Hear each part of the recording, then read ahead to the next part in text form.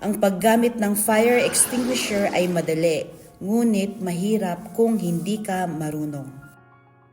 Alamin natin kung paano gumamit ng fire extinguisher. Una, hawakan ang katawan ng fire extinguisher gamit ang isang kamay at bunutin ang safety pin gamit ang kabilang kamay.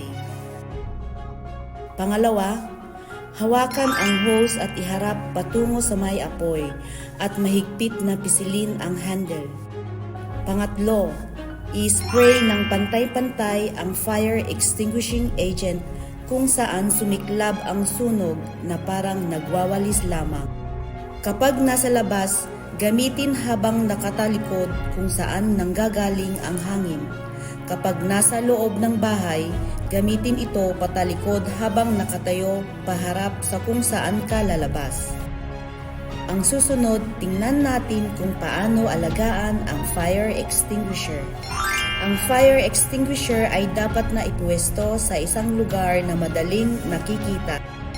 At minsan sa isang buwan, suriin ang labas ng fire extinguisher upang makita kung berde ang pressure gauge needle.